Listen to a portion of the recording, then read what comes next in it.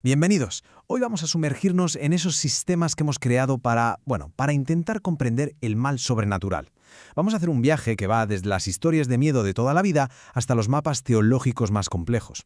A ver, ¿qué es lo que de verdad hace que una historia nos dé miedo? Y no hablo del típico susto fácil, ¿eh? El miedo que de verdad cala, el más eficaz, se basa en un mecanismo psicológico muy específico. Y para entenderlo, tenemos que hablar de un teórico literario, Tzvetan Todorov. Él tenía una idea muy interesante. Decía que el miedo auténtico, el de la ficción, se encuentra en un instante muy concreto, un momento de pura y absoluta incertidumbre. Para Todorov, a esto lo llaman lo fantástico. Es ese preciso instante en el que dudas. Estás viendo algo que parece sobrenatural, pero tu mente, que solo conoce las leyes de la naturaleza, se resiste. Y es un estado súper fugaz, ¿eh? Porque en cuanto decides, vale, esto tiene una explicación lógica, o no, esto es un fantasma de verdad, ¡puf!, lo fantástico desaparece. El miedo de verdad, el puro, estaba justo ahí, en esa duda. Vale, ya tenemos clara la importancia de la duda. Ahora, vamos a meternos con las dos grandes emociones que provocan las historias de miedo, que no son exactamente lo mismo. Hablamos de terror y de horror. Y ojo, que no son sinónimos. Ya la novelista gótica Anne Radcliffe y, cómo no, el maestro Stephen King hicieron una distinción clave.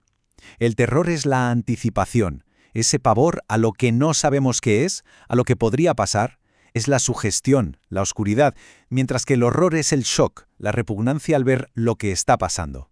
El terror es esa sombra que ves por el rabillo del ojo, el horror es girarte y ver al monstruo.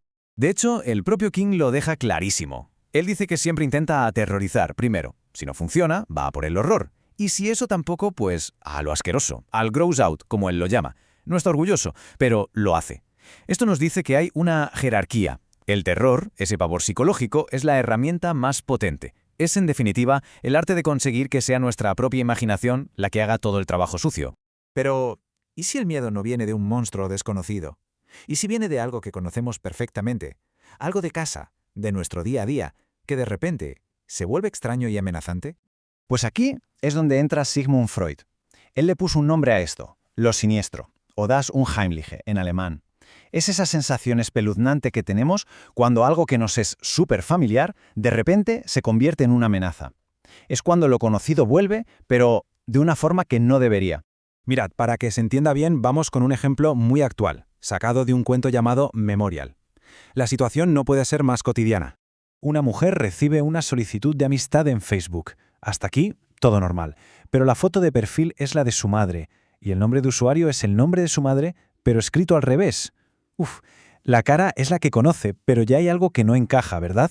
Esa pequeña distorsión es la que empieza a generar esa inquietud, esa señal de que algo va muy mal. Y aquí viene el golpe final. Su madre murió hace 2 semanas. Esto es, de manual, lo siniestro. Lo más sagrado, lo más familiar que se puede tener, una madre, ha vuelto de una forma imposible, amenazante. Es la definición perfecta de algo que debería estar oculto, enterrado y que de repente regresa. Bueno, dejamos ahora la psicología del miedo para bajar un escalón más. Vamos a ver los sistemas que hemos construido para explicar el mal. Y aquí hay algo curioso. A menudo, el mal no se concibe como puro caos, sino todo lo contrario, como una fuerza súper organizada. Pensemos en la teología católica, por ejemplo. Primero tenemos los órdenes de los ángeles. 9 coros, 3 jerarquías, todo perfectamente estructurado, desde los serafines que están pegaditos a Dios hasta los ángeles que interactúan con nosotros. Luego llega la rebelión. Un ángel de alto rango, Luzbel, un querubín, se rebela y se lleva con él a un montón de ángeles. Y aquí está la clave. Al caer, no se convierten en una turba caótica, no. Crean un espejo oscuro, una copia pervertida de la jerarquía celestial. Según teólogos como Tomás de Aquino, estos demonios conservan su inteligencia y sus rangos originales. Son un ejército perfectamente estructurado para oponerse al plan divino. Y esta idea de un ejército organizado tiene hasta su base bíblica. Hay un pasaje muy famoso en Efesios que dice que nuestra lucha no es contra carne y sangre, sino contra principados, potestades, poderes, que describe una estructura de mando clarísima.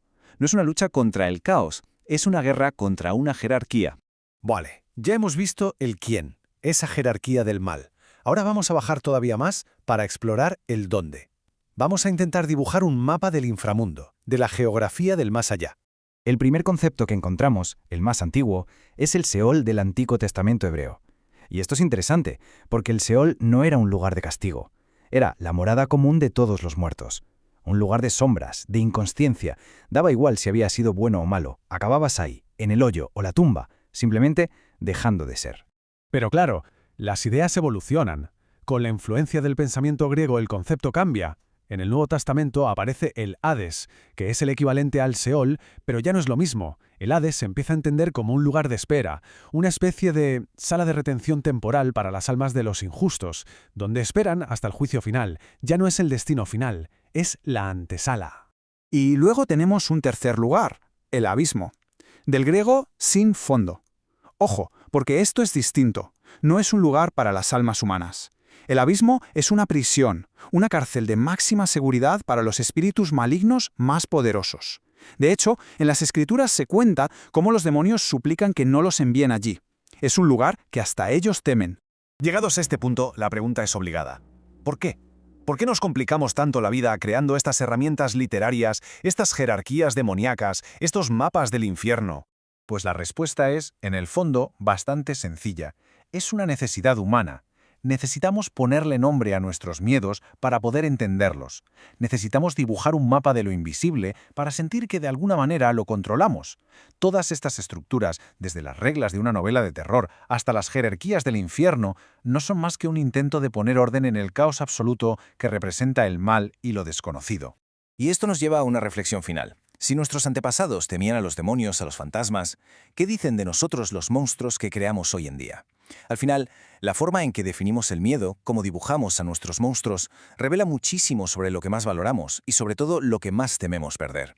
Nuestros monstruos, en el fondo, son un espejo de lo que somos.